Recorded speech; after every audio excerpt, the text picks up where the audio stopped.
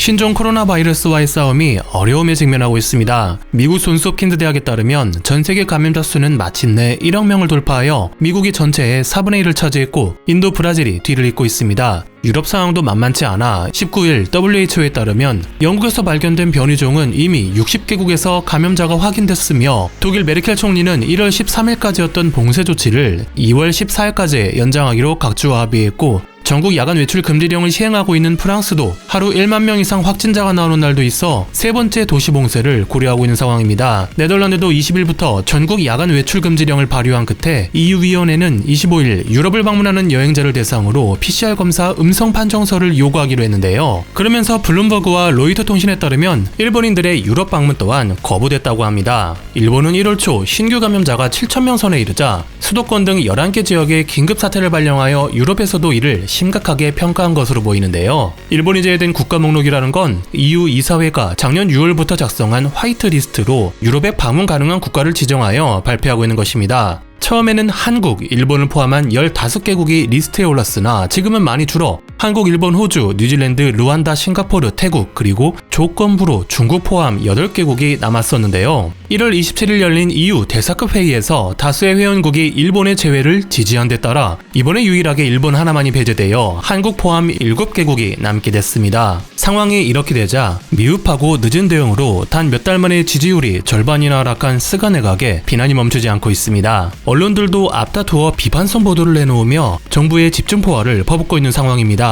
한 미디어는 일본이 처음에는 성공하는 듯 했으나 결국 독자적인 대응 방식을 고수한 끝에 막다른 길로 들어선 스웨덴과 동급이라고 말했습니다. 봉쇄 조치와 같은 이제는 일반화된 조치를 취하지 않은 나라라 하면 세계에서 스웨덴과 일본이 유일하다고 하면서 초기의 성공을 국민성 때문이나 여겼고 이런 점이 국가 예외주의로 발전하여 우리나라는 다른 나라와 다를 뿐만 아니라 뛰어나다라는 의식에 빠졌다고 하는데요. 작년 4월 아베 총리가 특유의 일본 방식, 일본 모델이 성공했다고 하며 아소다로 부총리가 일본의 민도는 다른 나라보다 크게 다르다고 말한 데서 일본인이 아시아 문화층에 군림한다고 여기던 제국주의 시대 일본인 예외주의를 표방하는 일본인론을 연상케 한다고 자주적인 비판을 내놓았습니다.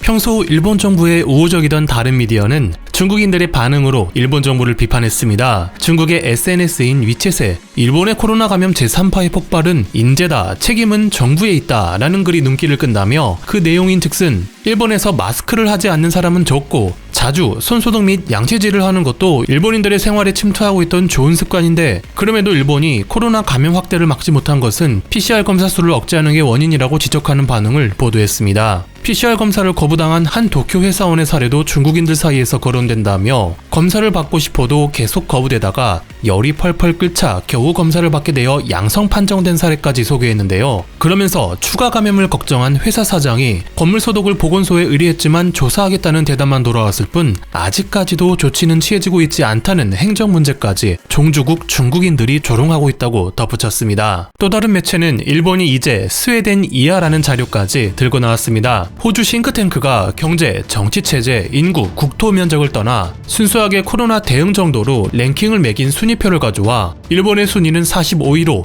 인구 1000만 명에 감염자 56만, 사망자 1만 1000명인 37위 스웨덴보다 떨어진다고 자주적인 반응을 내놓은 것입니다. 지금 일본 포털은 일부 우익 계열 미디어를 제외하고는 정부 비판 일색입니다. 고트 트래블 캠페인 강행에 따른 늦은 대응, 여론의 반대에도 4인 이하 회식은 허용한다고 했다가 스가 총리를 비롯한 실세들이 감염 폭발 한가운데서 송년회 명목으로 그 이상이 모인 게 적발되고 야간 회식도 금지한다고 했는데 자민당 의원 2명이 걸려 1월 29일 직을 사임하는 통에 정치 인사들은 국민과 다른 특권 계층이냐는 비판 여론이 형성되었기 때문입니다. 국회의원들의 일탈과 중국인들의 비판, 급기야 EU 입국 배제까지 일본인들은 다음과 같은 반응을 보이고 있습니다.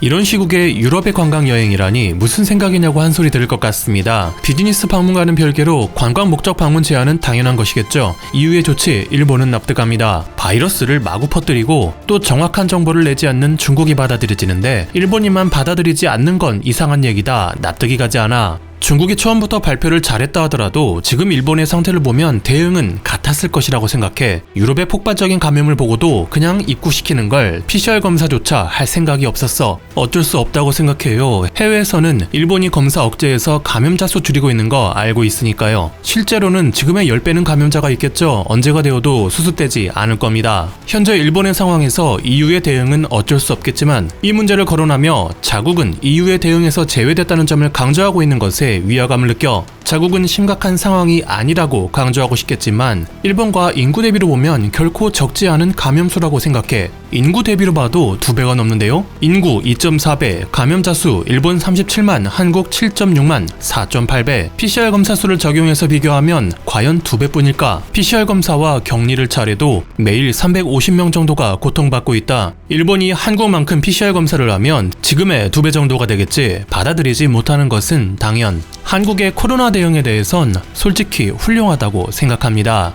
분하지만 어쩔 수 없어. 일본의 국회의원들은 한국의 대책을 본받았으면 좋겠어. 주변 국가와 비교해서 국민의식이 가장 떨어지는 것은 확실해. 국회의원이 회식 자리에서 확산을 일으키는 나라는 드물어. 출입국 문제뿐만 아니라 국민의 위기의식 자체가 낮아. 국회의원이 코로나를 국난이라고 생각해도 상국 국민인 자신들은 즉시 입원하고 감염돼도 죽음에 이르지 않는다고 생각하기 때문에 진정성이 다른 나라와는 달라. 덕분에 평민야의 사람들은 감염돼도 입원도 못하고 죽음에 이르는 자까지 나오고 있어. 누가 나라를 이렇게 했을까? 틀림없이 우리 국민에게 보는 눈이 없었다는 것 외에는 없겠지. 아베 정권 때부터 정치는 제대로 기능하지 않았고 지금의 자민당은 코로나 대책 같은 거 못할 거라고 생각했는데 생각보다 심각하다. 설마 고투 같은 거 시작한다고는 생각지도 못했다. 지금의 정부는 이 결과를 무시할 거야. 또 분과회, 정부 옹호자, 어용학자도 그러하겠지. 불편한 진실을 마주하지 않는 것은 상황 개선으로 이어지지 않고 약화의 길을 갈 것이라 생각해. 이에 자민당은 이론, 반론을 들을 여유가 있었지만